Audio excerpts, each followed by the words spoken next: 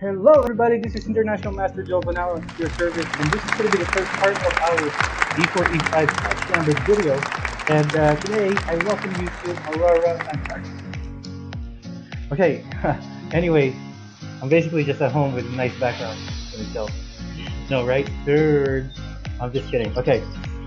Anyway, what's happening today?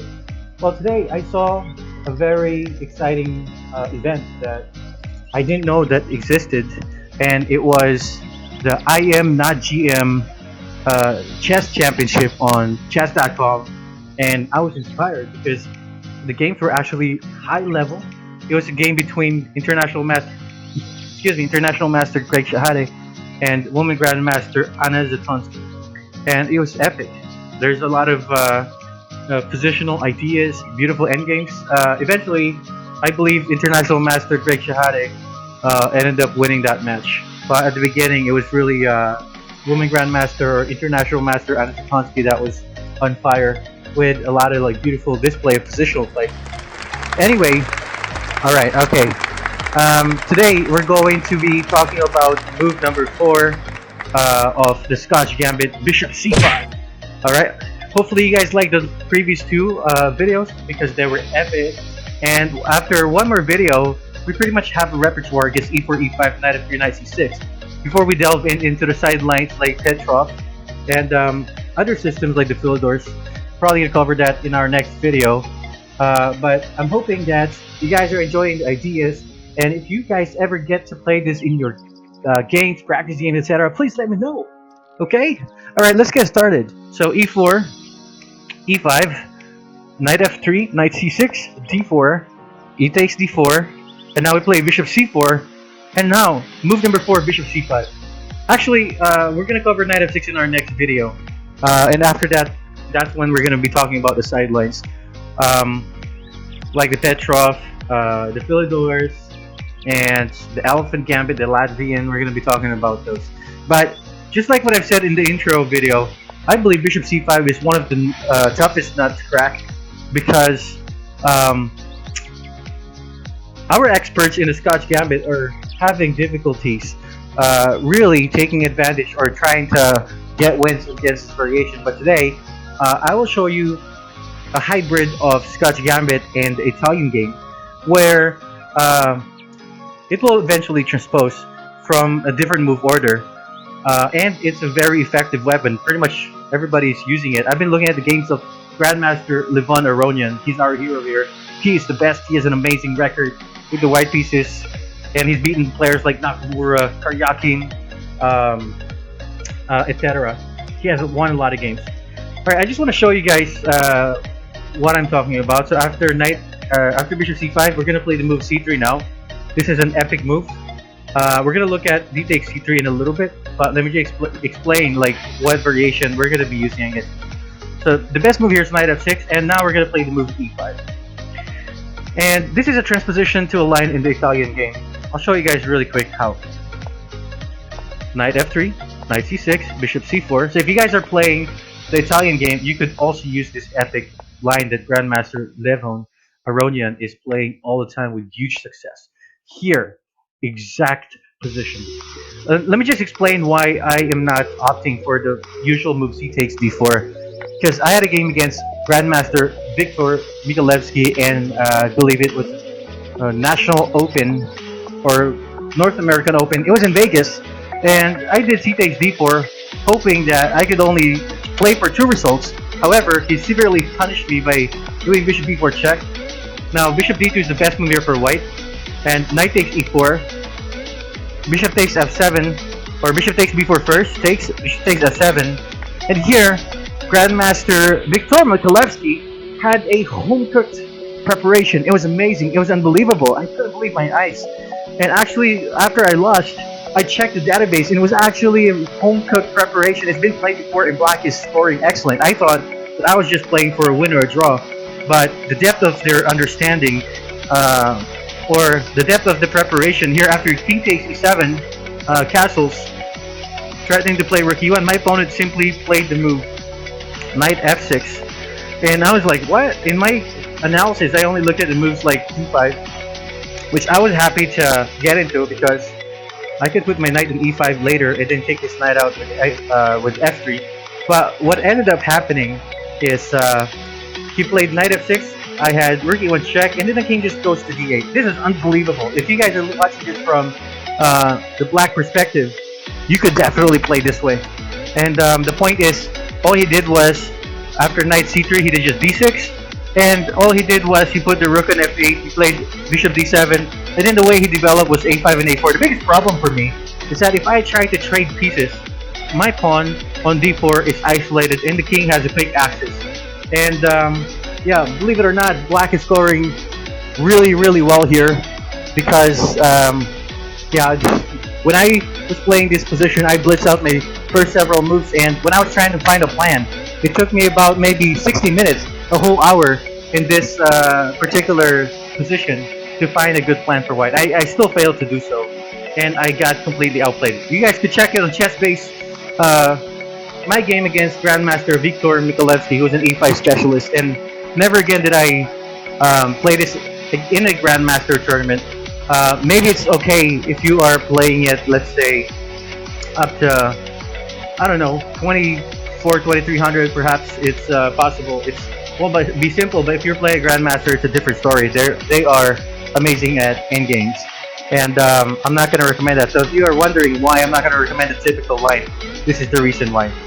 Anyway, the move order that we're going to use is d4, e takes d4, bishop c4, and now bishop c5. So if you are an Italian game player, you could definitely use this to get an advantage against your opponent. And our move is c3. We're going to take a look at what happens if they take the pawn on c3 now. This is a blunder, almost, because we have a very powerful tactic. If you would like, you could pause the video right now to try and see if you can find the winning continuation, or crushing continuation for white. You're not going to be winning right away, but you are better, much better. So, alright, go ahead and pause it. See if you can find it. Alright, did you find it? If your answer is bishop takes f7 check, you are absolutely right. King takes f7, and now we have this amazing fork. Queen d5 check, regaining the pawn. And we're going to get the bishop back with equal position. However, if you evaluate the situation, we have more space, we have better pawn structure, and his king is never going to find happiness again. That's the term that we've been using all day, or all year. So, queen d5 check.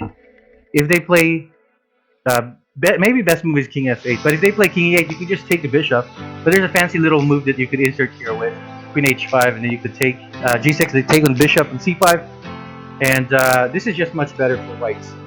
You should be enjoying every second of this position, because your opponent can't castle and you get your material back, and you also have a great position. Actually, he may be able to be up a pawn, but it's okay. You have tremendous compensation. I mean, taking here would be horrible, for instance. And if they play king f8, then you could just take on c5, and if they try to play queen e7, I prefer just taking on c3, just giving the pawn on e4. So if they take on e4, you could play bishop e3, and queen b4 is out of the question. I just like to sack a pawn, because the point is he's not going to be able to find a good spot for the king, and the king is going to be attacked. All you have to do is bring all your pieces to the center, centralize them first, and then you can start attacking on the side with either b4 and then pressure. But if all your pieces are centralized, you're going to have a lot of attacking squares, and you'll have tremendous potential for tactical shots. But this is much better for white, guys. Let's go back. So taking on c3 is definitely terrible. Another move that black could play here is d6. But if they play d6, you could just take on d4. Let's say they go bishop b6. And a good idea is to play h3. When you have the space advantage, you want to avoid any type of fair trade. And if he gets to trade down this bishop for that knight, he's actually pressuring the d4 pawn. And here, after knight f6, I'm a big fan of playing d5 later on. In fact, maybe we could play d5 now. d5. I think d5 is quite good. And if they move the knight, for example, to e7 and just knight c3, the biggest problem for him is he's very cramped here. It's castle. And we have a very nice position we don't really mind this bishop being active because our space advantage definitely compensates for it, and your pawn structure is pointing towards the queen side, so you could start pawn storming on that side or do your attack on the queen side at some point. If they play knight e5, that's okay too. Still a very good position. Take, for example, and then knight c3, castle or h6, for example. We just play castles, and again, your plan is very simple. You just want to start barraging, attacking on the queen side, and bring your pieces to the center. And yeah, this is very nice for white. White is very easy to play here. Black, on the other hand, it's not so obvious what his long-term plan is, but yeah, queenside play would be advisable here. Alrighty, so we're gonna go into the main line now, which is knight f6, and after they go knight to f6, again, our move is e5. This is the best one. I'm not gonna recommend c takes d4 for that particular reason. So after knight f6, we're gonna play e5. And the best move for black here is d5. Any other move, for example, if they play knight to e4, we have a very strong bishop d5 now. If they play f5, we're just crushing here. C takes d4. White is already much better. We have the big center. We have more space. We have better pieces. We have better pawn structure due to the weaknesses in holes that he's created. And yeah, that is a massive advantage already. You guys should be able to dominate your opponent here. And the move knight g4, okay. One of our usual tactical shot here would be bishop takes f7 followed by knight g5 with a discovery against the knight on g4. But you guys could also just dominate the center. And now the knight on g4 is semi-trapped. The only square where you could go to is h6. And if he wants to ever find a safe square for his king, it has to be on the king side. This is a very bad position, very bad situation for him to get into. So if they play d5, just go bishop b5. Bishop d7, h3, and it's a very common thing in the Italian game. If they play knight g4, and now we could munch on this pawn, and we have a big advantage. Better pieces, more space, and also horrible pawn structure. You could follow it up with a move like queen d3 right away, and your opponent's going to feel the pain of the position. Or even castle here, you have some threats against the g5 pawn. This is so good for white. Okay, so the only sensible move here for black is to play d5, so he doesn't lose right away. So he could be losing as well, not losing, but much worse, as early as move number 6 if they don't find that. And if your opponent's knowledgeable of this line, then they're definitely going to find that. And let me tell you guys something here. For a long time, bishop b5 was the move to go, but people realized that at some point this bishop's gonna go back to e2 anyway to deal with this threat of pin with bishop g4.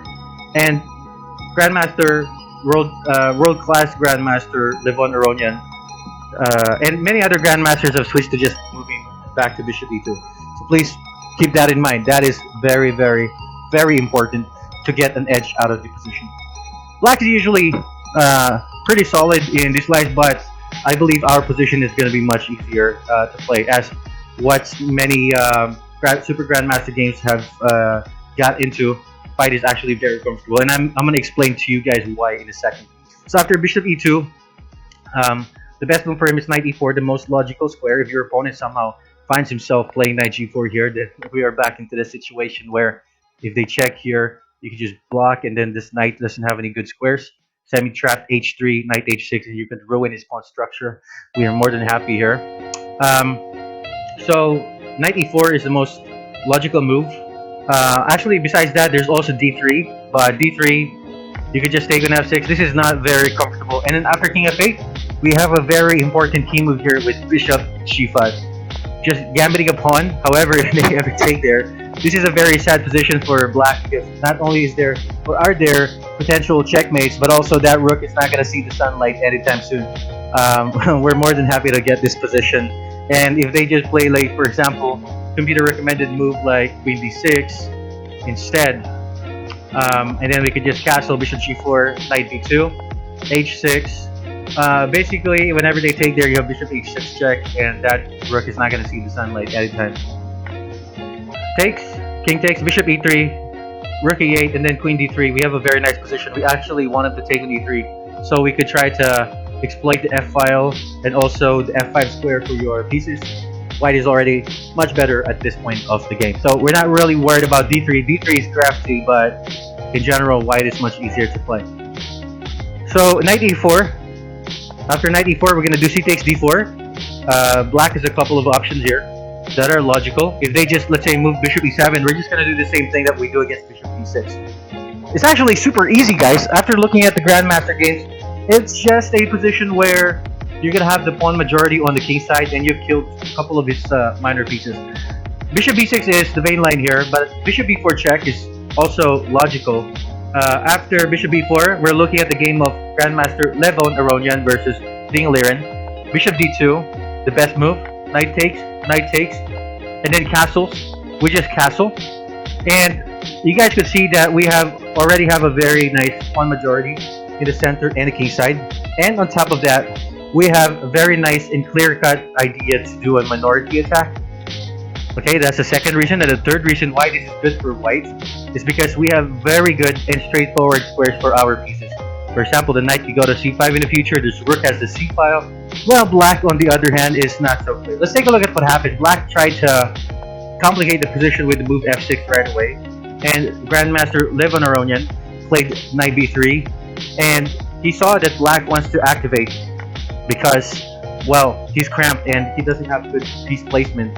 While white, on the other hand, his position just plays itself. Knight takes e5 is a neat little move. And really, one of the biggest advantages of this position is your pawn majority.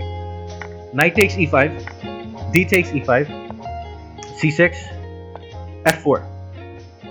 And you guys can see one of the major plans that we will have even in the knight f6 main lines, and that's having this e5 and f4 pawn structure. Bishop f5, bishop d3, bishop a5, hoping to go for bishop b6, exploiting this diagonal, but white is just so comfortable. It's also stopping knight d4. And here, just g4, amazing. Exclam. Rook f8, f5. My goodness. Queen g5, queen f3, rook e8, and you guys can just see how dominating this is. He can't even per se play something like c5 because d5 is hanging. If they try to go for d4, then we could probably just implant the knight's c4, not knight d2 right away, but you could prepare it. And once your knight's on c4, you blockade. Knights are amazing at blockade pass pawns. You could prepare it. Maybe you could play like something like, I don't know, queen e2 or rook e2, play knight d2 and then knight c4, and yeah, he's very passive, and your knight blockading the c pawn is just amazing from that spot. You could also go to d6 square. Let's see how the game went. It was a very, very neat little win for Aronian, and yeah, you guys could see this game on chess base as well, and black decided to call it quits because the position is kind of hopeless anyway. And after this move, we have knight f3 now. We're threatening mates. Queen e7, queen g6 check, and then check, and queen f6 check, and then it's checkmate. Game over. Game over. Alright, so that is an example of what happens if they play bishop e4, and also one of the main themes of our middle game structure. So if they play bishop b4, don't hesitate to just block with a bishop. You actually want him to take with the knight. And if they take with the knight, then we're more than fine. We could again just castle and rook c1. This is one of your main ideas. a3 b4, minority attack on the queen side. Knight b3, knight c5. And long term and short term, you are going to be better. Short term, you have better squares, very easy plan. And in the long term, you have the pawn majority on the king side. You already have a mini pass pawn, if anything. So, so bishop b6 is the most played move, and after bishop b6, we're gonna play knight c3. We want him to take on c3. This is one of our main strategy, guys. So if you do b takes c3, you can see that you kind of killed two of his minor pieces on the queen side, and we still have this beautiful little pawn majority. And you can see that our pawn majority is superior because it's hard for him to advance his pawns from the queen side. This is what makes this position so dangerous for black. Pretty much everybody just castled here, which is logical. Just gotta develop first, and they have three different moves here that they tried. I believe bishop e6 is the best scoring line for black, but we don't have any problems here. If they play bishop g4, we're more than happy to see this, and we're just gonna strengthen the defense here because try to remove the guard with bishop takes f3, and after f6, e takes f6, knight takes f6. Okay, if they don't do f6 here, guys, let me remind you what our plan is. We're gonna play knight a4, and we're gonna play rook c1. We're gonna play a3, and we're gonna play b4, and knight c5. We have this idea that is good in short term, and in the long term, it's also better again because of your pawn majority on the king side. The more pieces traded, the stronger these pawn majorities are. But not only that, but we have a nice little outpost here. His pawn majority is stuck. All right, stuck like a hand trying to reach for a small cookie jar. Well, you probably can't get your hands stuck like that, but that's our plan. We're gonna go for knight a4. If they don't play f6, and then rook c1, and then we can play like a3 and b4. So after bishop e3, f6, he takes f6, knight takes f6. Otherwise, if they take with the queen, this guy's hanging, and rook takes f6 is maybe answered by something like queen b3. Is queen b3 any good? Yeah, even queen b3 is okay, or even maybe like knight a4 is okay. We have a lot of good moves here. Yeah, knight a4 is quite good. A rook c1 followed by knight a4 is also good. Going with the same plan. But if they take with the knights, I don't think it changes much. Now we have some additional ideas. Obviously, you can still play for knight a4 here, and rook c1, and again you could do your minority attack. And it's just so annoying for black because we just have this pawn majority that could advance in the future while his pieces are stuck here. They don't have any, straightforward squares for their pieces. And if this knight ever tries to reroute so you can activate the bishop, this square on e5 is quite good for white. But I'm going to show you guys another approach. h3, trying to get the two bishops advantage. Bishop h5, rook c1 with the idea of knight a4. If they play, for example, knight e7 now, just like what I said, you could play the move knight e5, which happened in the game of Grandmaster Alexander Ziev. A beautiful display of the pawn majority. Again, I can actually hear white could just play f4 with a huge advantage. He's able to advance the pawns now, just like what we've mentioned in our past videos. If you dominate the center, you could do that, but you may not want to trade here and risk of taking. He wants to be able to take with a d pawn, which in that case you can't because bishop on e3. So he ended up doing this anyway, and now he's ready to put the knight back, so he could recapture back with the d pawn. But he ended up taking with the f pawn anyway. I guess this way your opponent doesn't have any major counterplay. But let's see how he ended up winning this game. It's actually pretty epic. It's an example of how you could use your pawn majority on the king side. And it is totally fine to advance the pawns on the king side like this when you have more space and you dominate the center. Yeah, so it was a beautiful checkmate finish that won him the game. So let's see, after f8g7, what are our threats? For example, if they just play random like this, we have rook h8 check, takes, and you have queen h check, and that's why, this is the reason why black had resigned now. You have some ideas like this. Okay, but the point is, that's just one example of how you could use that pawn majority on the king side. But again, if you just want something simple, a move like knight a4 and knight c5, a3, b4 is quite nice for white. And then if we can kick this knight out with b5, this other knight, our knight in f3 could control that t-square on the e5, the squeeze cheeks. Okay, so this line is okay for black. Well, yeah, but white is much easier to play. A better try would be, or at least there are more games played with the move bishop e6.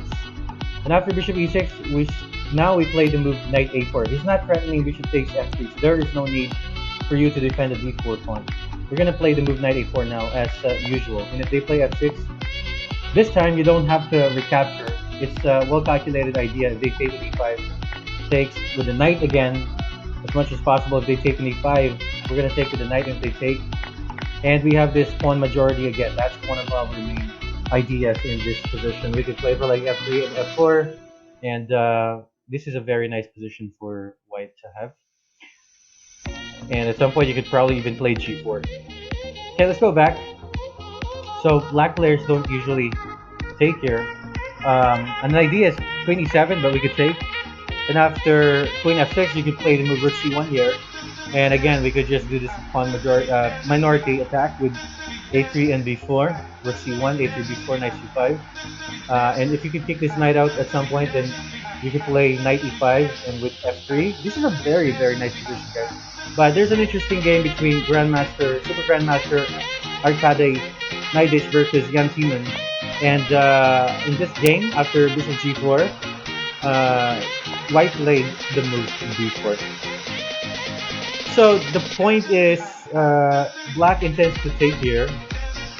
So, for example, if you play a3, and then they take here, bishop takes f3, they may want to play bishop takes b4. But even this tactic doesn't work because you have rook takes b6 here.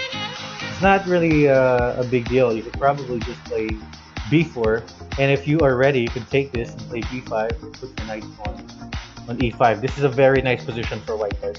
So simple to play. But in this game, b4 is very interesting. The point is, there's no need to waste tempo. I just want to be able to play b5 or knight c5, which are two of our main key ideas, followed by knight e5. So black took here, and black really got a very bad position. After knight c5, it's removing the defense, interception. Takes, knight c6, queen b5. And we got the two bishops advantage. You may have a better pawn structure now, but our pieces are better, and we're more active. This is a nice position for white to have. But again, if you just want to keep it simple, you can play a3 there. But if you guys could review that game too, games between Super Grandmaster Arkady Naidish versus Jan Timon. Alright, so we don't have any problems here either, guys, if they play bishop e6. Trying to see if there's any other options that we could have missed. I think f6 immediately is also fine. But we pretty much covered all the ideas. The only different idea here is that if we take f6, they could try to take on c3, b takes c3. Actually, there's an interesting move with f7 check where you can just get a great position. But there's nothing wrong with b takes c3, and then let's say queen takes f6. If you guys are going to look at this closely, both pieces are not so great. This is one of the main ideas of why you wanted to take c3. They're not doing so well. And again, if they try to activate their bishop in this fashion with c6 and bishop c7, your knight will just take over the square and play f4. And on top of that, you could just basically improve your position little by little. In this position, you could continue with the move queen b3. For instance, then you could just play like bishop a3 as a potential idea. You don't have to do anything special. Grandmaster ARONIAN against Grandmaster Hikaru Nakamura, he just played h3 here. And after h3, bishop f5, nothing special. a4, just trying to move the pawn first with potential ideas of playing a5. And this bishop could also go to a3, rook e8, bishop a3. And after rook f7, the queen just goes to d2. You see, guys, what white is trying to do here is just trying to improve all his pieces. And he's kind of pretending like black is unable to activate these pieces, and it's like just pretending that black is down 2 pieces right now in terms of like from a positional standpoint. And white could just try to improve more with rook e1 and something like bishop b5. And again, like the e5 square is a huge idea here, the key square. So let's see how the game went. Actually, Grandmaster Hikaru Nakamura played bishop a5 right away instead of just playing a passive move. But here, Grandmaster ARONIAN played rook a3.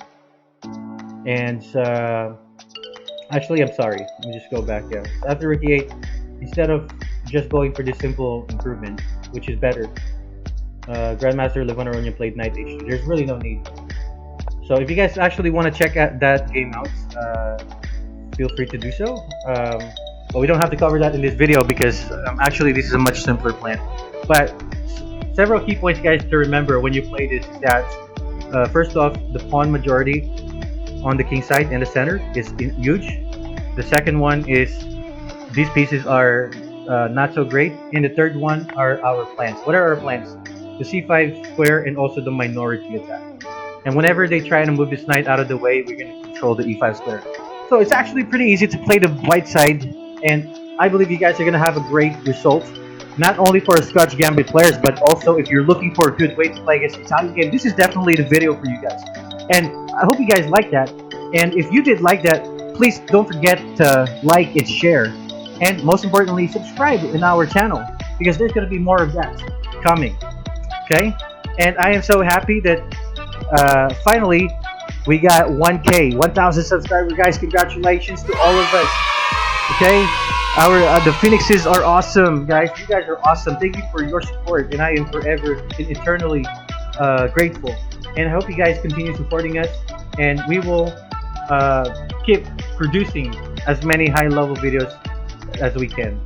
But thank you guys so much for supporting us, and I hope you guys do so moving forward into the future. Okay, hopefully you guys like that, and I really enjoyed making this video. The more I make these videos, the more I understand the positions, and it also actually helps me become a better chess player. And that's why I love you guys, and I love all the videos that I've created. And again, please don't forget to like and subscribe. Alright, this is International Master Joel Banawa at your service, and hopefully that we will see you guys again in our next video. Please don't forget to subscribe.